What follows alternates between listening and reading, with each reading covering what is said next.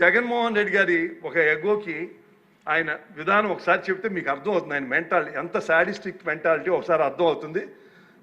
చిరంజీవి గారు సురేఖ్ గారిని ఒకసారి రమ్మంటే కారు పోర్టుకోలోకి వెళ్ళి భార్యాభర్తలు వచ్చి ఇన్వైట్ చేసి లోన తీసుకెళ్లారు.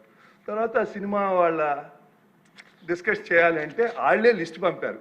ఆ లిస్టులో బాలకృష్ణ గారు వీళ్ళెవరు లేరు. ఆయనకి కలుస్తూ ఇష్టం లేదు. ఆయన ఎవరిని కలవకుండా రాజకీయాల్లో సంబంధం లేకుండా డిగ్నిఫై వేరేగా ఉన్న ప్రభాస్ గారిని అలాగే మహేష్ బాబుని రాజమౌళి గారిని రమ్మన్నారు.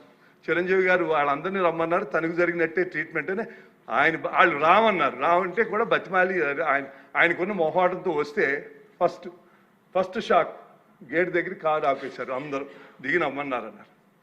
అదేంటి అనుకుని వెళ్ళారు. లోన సెకండ్ షాక్ ఇంత పెద్దాలను పిలిచి ముందు పోసాని మురళీకృష్ణ ఇట్టంటాను కూర్చోబెట్టి అనుకున్నారు. మూడో షాక్ సీఎం గారు మిమ్మల్ని కలవట్లేదు, సినిమాటోగ్రఫీ మంత్రి వచ్చి మీకు చెప్తారన్నారు. అప్పుడు చిరంజీవి గారు కొంచెం గట్టిగానే ఏంటి మీరు పిలిస్తే మేము వీళ్ళందరినీ తీసుకొస్తే ఆయన రానంటారంటే వచ్చారు. వస్తే ఆయన మంచిగా పెద్దగా ఆయన ఒక రిక్వెస్ట్ చేస్తే, ఒక నిమిషం మీరు తండ్రి లాంటి వాళ్ళు సినిమా ఇండస్ట్రీని జాగ్రత్తగా చూసుకోవాలి, అది బయటికి రిలీజ్ చేసి ఎంత అవమానం చేశారని. ఇంతకన్నా సాడిస్ట్ మెంటాలిటీకి ఇంకేం ఎగ్జాంపుల్ కావాలి? వాళ్ళని అవమానం చేయాలా? వాళ్ళు బతుకు వాళ్ళు ఎవరు సంబంధం లేకుండా ఉన్నారు. మొన్న సభలో నేను ప్రస్తావించిన కొన్ని విషయాలు అపార్థాలకు దారి చేసిందనే అభిప్రాయం కలిగింది.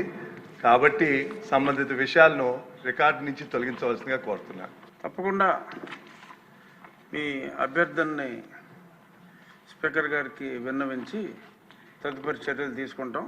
సముచితమైన నిర్ణయమే. మీ అభిప్రాయాన్ని తప్పకుండా గౌరవిస్తామని చెప్పి సభకి తెలియజేస్తాను. ధన్యవాదాలు.